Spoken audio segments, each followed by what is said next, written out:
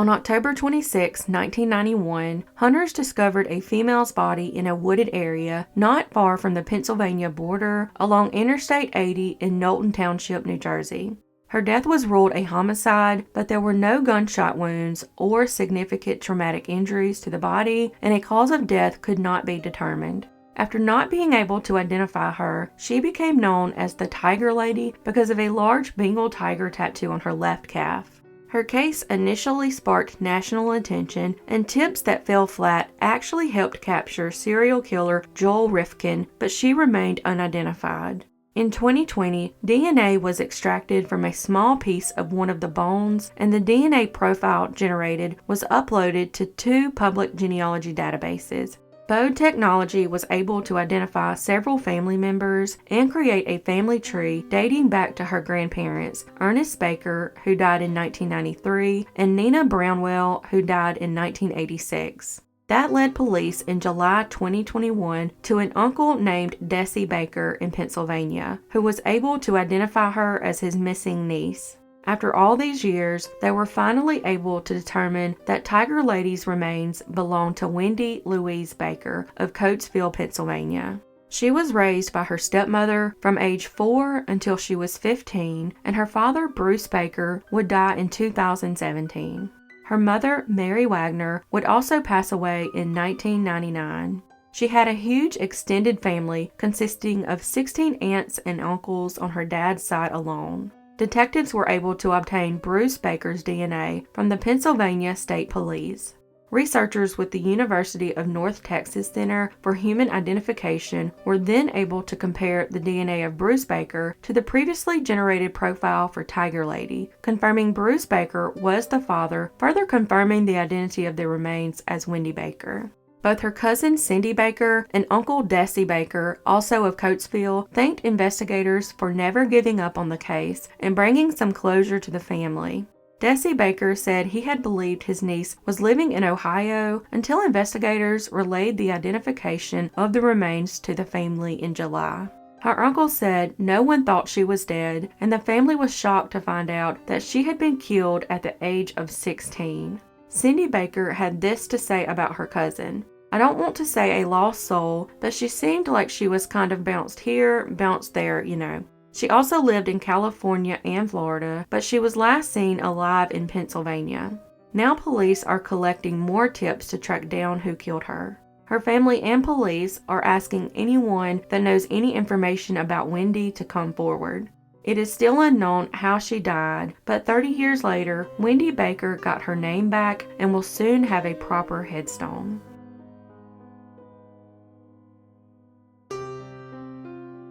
On July 19, 1989, the remains of a white male were discovered in the shallow Flat Rock Run Creek in Marion County, Ohio, by a group of children playing outside.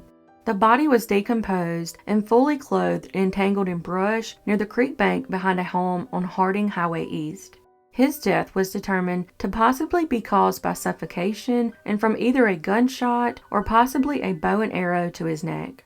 Also, the creek was very shallow, discounting the possibility that he drowned. He was estimated to be between 22 and 35 years old.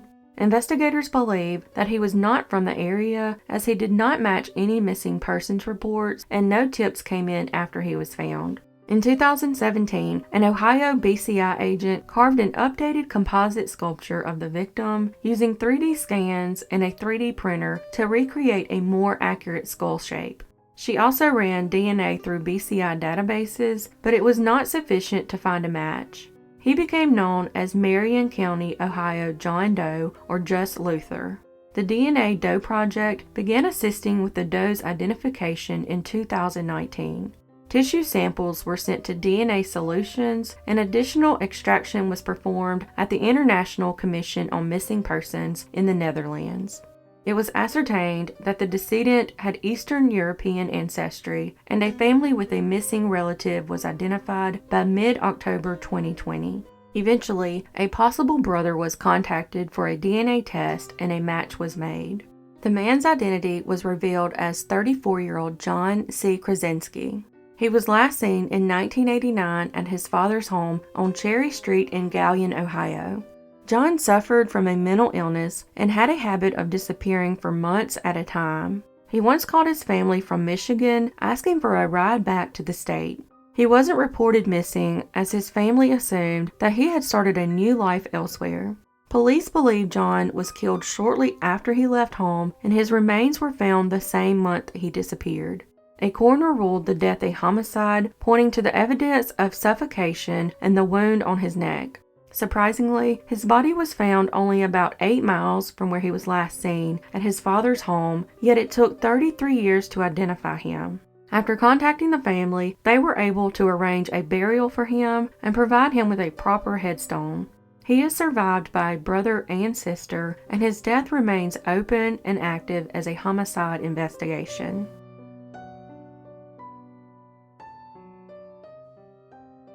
In 1971, Winston Arthur Maxey III was 15 years old and lived in Boise, Idaho. He was dating a girl his age, both from struggling homes. She got pregnant and was sent to a home for unwed mothers in the city while he left hitchhiking in search of better opportunities. A friend of his told him about job opportunities in Oregon, and he told his sister he made a planned hitchhike to Coos Base, Oregon on the coast. Sadly, he was never heard from again. Some reports say that he did not know that he was going to be a father, and some reports say that he did. On July 29, 1971, remains of a young male were found in the Englewood area of Snedden Creek in Coos Bay outside of Coquille, Oregon. Due to the condition of his remains, a cause of death was undetermined, and it would take 50 years to figure out that it was Winston Maxey. Investigators tracked down all leads available at the time, canvassing the neighborhoods, asking the public for help, and trying to build a timeline around the area and local events.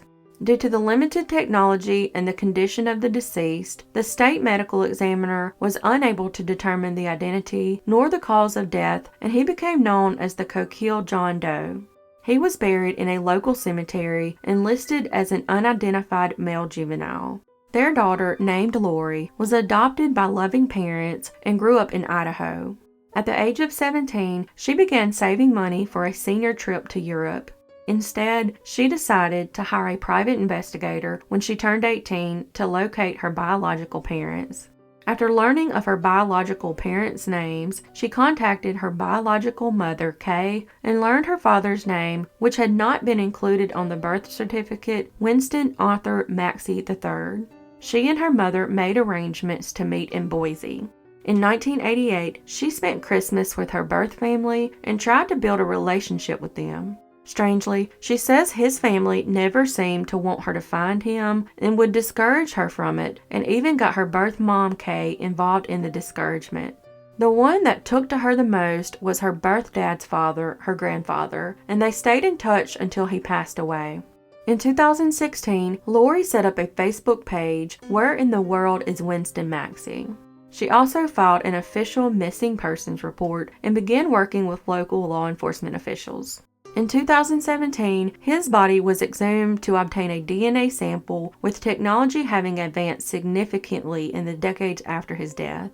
Using a grant from the Oregon State Medical Examiner's Office, DNA was registered through the NamUs database and analyzed by Parabon Nanolabs. 4 years later, Parabon Nanolabs was able to provide a DNA profile of the unidentified male. While the profile didn't provide an immediate name, it did give significant data, including ancestry, eye, skin, and hair color, face morphology, and a composite profile. The profile was used to search through sources for missing persons, cold cases, and ancestry sites. In July 2021, Parabon Nanolabs provided a further report able to identify the family and to identify a male from the Idaho area, which matched the genealogy and ancestry history from the first profile. Before closing the case, investigators needed to verify the identity of the missing person. After identifying Winston through Parabon, Coos County detectives began contacting family members, requesting a secondary DNA profile from his sister to positively confirm his identity. After submission of the biological sister's DNA sample, officials were able to confirm the identity of the 50-year-old cold case. Winston's daughter finally had answers about her father, and an understanding at least of where he had gone. After exhaustive follow-up, the sheriff's office is working with the family to produce a death certificate and to return the remains to the family in Idaho. Although it's still unknown how he died at such a young age, not long after leaving home, his family now has some answers.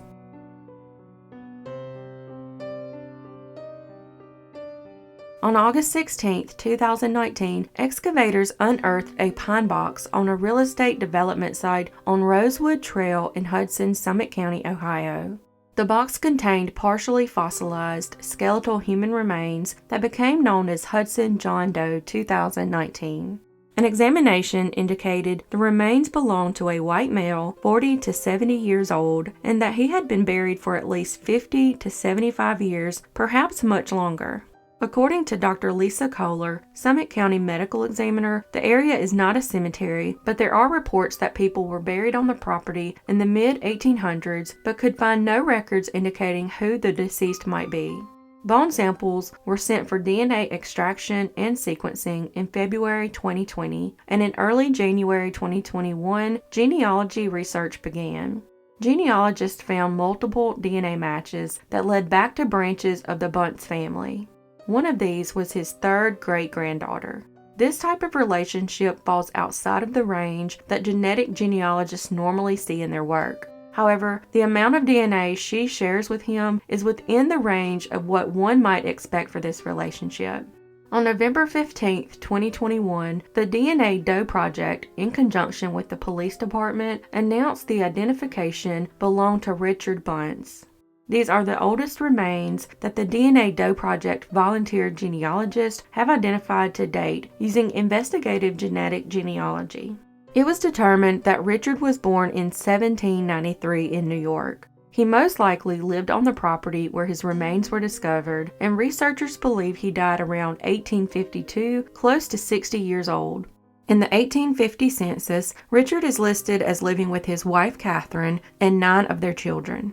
On an 1856 map of Hudson, there is a plot labeled A. Bunce, likely referring to their oldest son, Anson. By 1874, the land had been sold to a neighbor named William Carter. This plot is in the approximate location where Richard was found, indicating he was probably buried on the family land.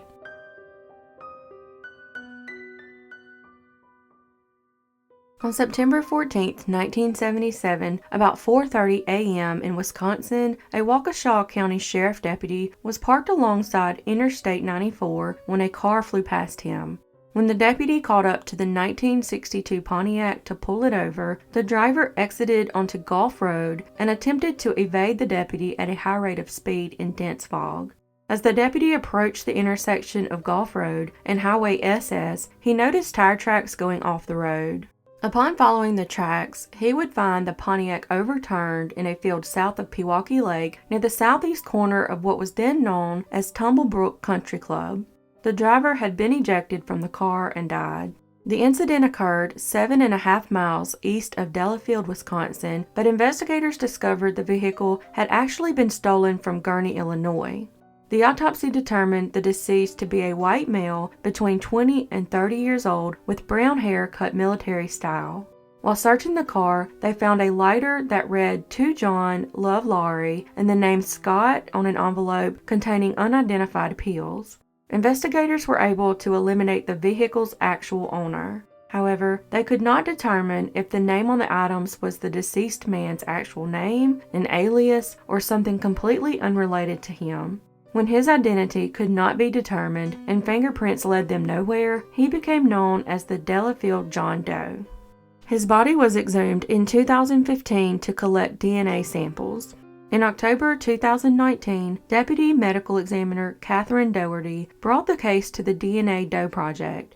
After a DNA sample was sequenced to produce a profile for upload to GEDmatch and Family Tree DNA, the genealogists began their work in mid-2020 on what proved to be a difficult case. The DNA Doe Project was able to create a genetic profile and matched it to the John Doe's second cousin once removed through an online DNA database. In 2021, Doherty eventually located a marriage record that provided her a specific candidate. Then DNA from the John Doe's sister, Jean Nunn, confirmed the correct identity. After 44 years, they were finally able to identify the John Doe as John Lindberg Scott. His family only knew that he had disappeared and had no idea what had actually happened. John was born May 6, 1950 in Bristol, Tennessee, and was 27 years old when he died in the crash that day. Delafield John Doe now has his name back, and his family now knows what happened to him.